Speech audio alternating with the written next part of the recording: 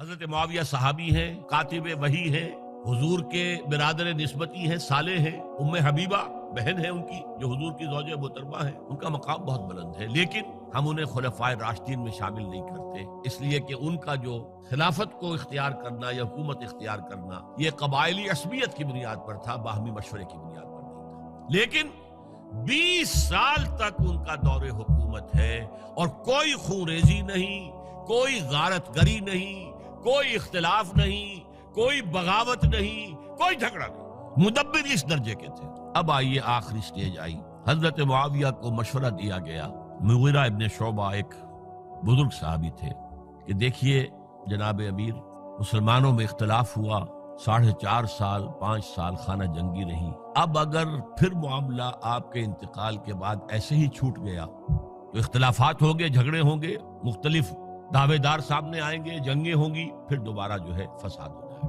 آپ کسی کو نامزد کر دیجیے۔ اور پھر مشورہ دیا اپنے بیٹے یزید کو نامزد کر دیجیے۔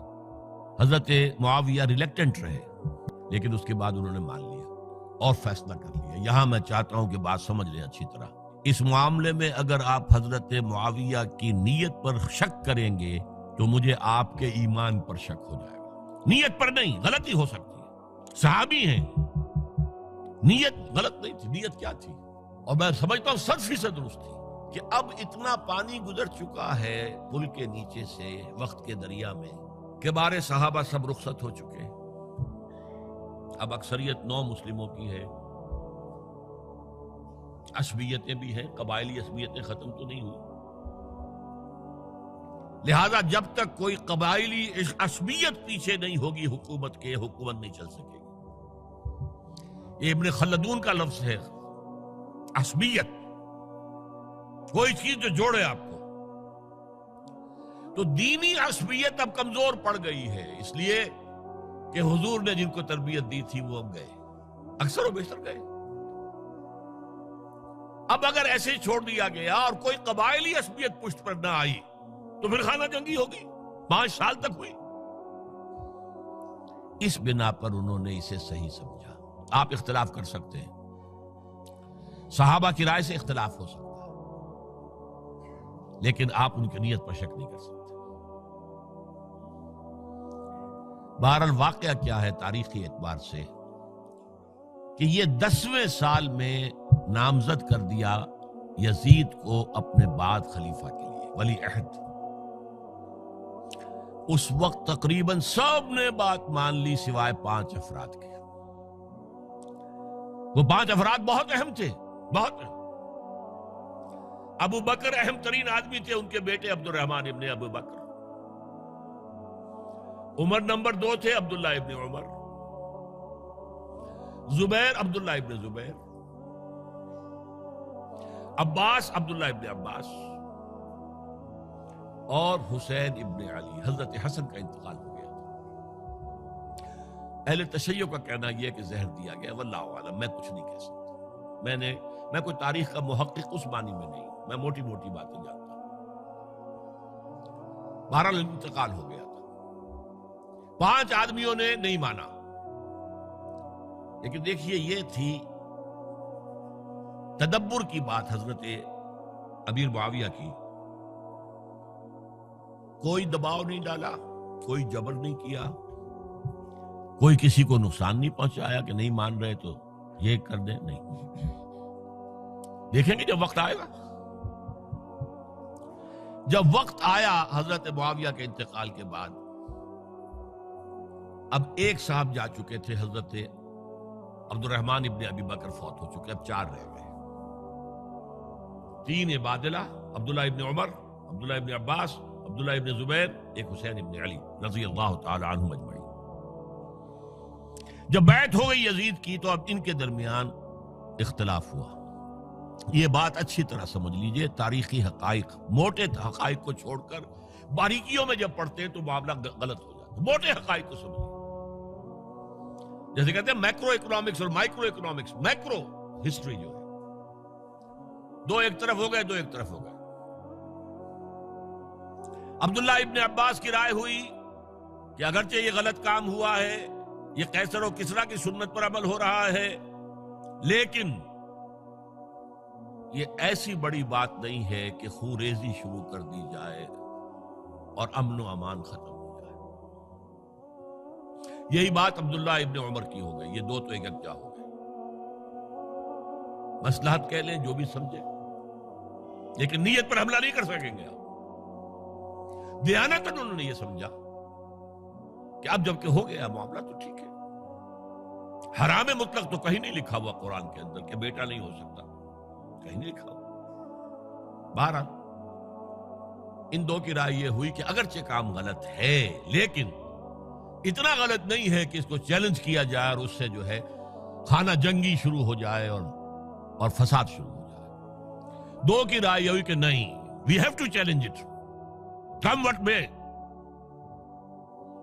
عبداللہ ابن زبیر، حسین ابن علی رضی اللہ تعالی عنہما یا عنہم، تو یہ دو علیحدہ. ان دو میں اب اختلاف ہوا. عبداللہ ابن زبیر کی رائے یہ تھی کہ یہی مقیم رہو مکے میں، حجاز میں، مکے اور مدینے میں، یہاں سے ریزسٹنس موومنٹ ہم شروع کریں گے، کیونکہ یزید کی خلافت تو دمشق میں تھی، بہت دور. حضرت حسین کو خطوط آ رہے تھے کوفے سے. کوفہ حضرت علی کا صدر مقام رہا تھا، اور جن سبائیوں نے فتنہ پیدا کیا تھا حضرت عثمان کے خلاف وہ بھی وہیں آباد تھے. انہوں نے خطوط کا تاتا باندھ دیا، آپ آئیے ہم آپ سے بیعت کریں گے اور کھڑے ہوں گے اور مقابلہ کریں گے اور اس یزید کی حکومت ختم کریں گے. ڈاک کے تھیلے بھرے ہوئے. حضرت حسین نے فیصلہ کیا کوفے جانے کا، بہت روکا. عبداللہ ابن عباس بہت ان سے بزرگ تھے عمر میں، اور ویسے بھی ایک اعتبار سے نانا تھے، ایک اعتبار سے پردادا تھے. حضرت عبداللہ ابن عباس حضور کے چچا زاد بھائی تھے تو نانا ہو گئے کہ نہیں؟ حضور نانا تھے کہ نہیں؟ اور حضور کے چچا تھے حضرت عباس، ان کے بیٹے ہیں. تو اس اعتبار سے حضرت علی رضی اللہ تعالیٰ عنہ کے کیا ہو گئے؟ چچا. بہرحال میں کچھ گڑبڑ کر رہا ہوں اس وقت. وہ دوڑتے جا رہے تھے کہ حسین خدا کے لیے مت جاؤ، خدا کے لیے مت جاؤ، یہ کوفی تمہارا ساتھ نہیں دیں گے. الکوفی لا یوفی، کوفی وفا نہیں کرتا وعدہ. اور خدا کے لیے اگر جانا ہے اپنے گھر والوں کو یہاں چھوڑ دو. بس حضرت حسین پر رضی اللہ تعالی عنہ جو ایک کیفیت تھی، انہوں نے سب باتوں کو نظر انداز کیا. وہاں ہزاروں لوگوں نے مسلم بن عقیل جو حضرت حسین کے نمائندے کی حیثیت سے پہلے گئے تھے، ان کے ہاتھوں پر بیعت کیا. وہ خطوط آ رہے تو اور بھی بات پختہ ہو گئی.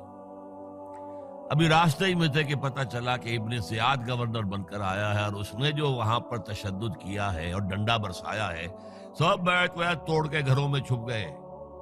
اور مسلم بن عقیل جو ہیں وہ بے یار و مددگار شہید بھی کر دیے گئے.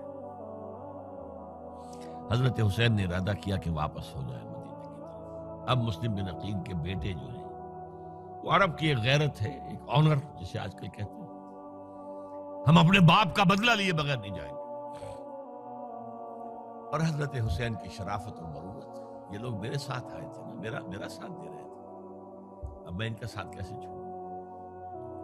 بہرحال وہ حادثہ فاجعہ ہو کر رہا، اور اس میں سب سے بڑا سبب جو بنا ہے وہ میں چاہتا ہوں جس کی طرف کسی کی نگاہ نہیں گئی.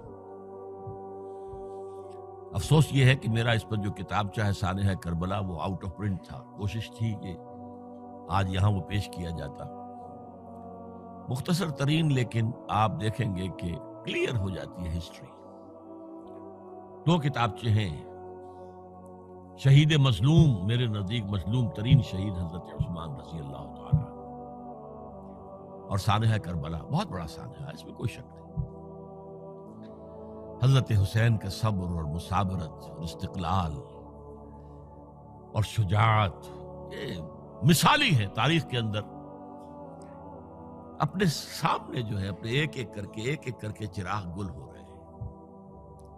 خاندان سارا ختم ہو رہا ہے، شیرخوار بچے شہید ہو رہے ہیں۔ وہ تو ایک بچہ بیمار تھا، حضرت علی بن حسین زین العابدین رحمت اللہ علیہ،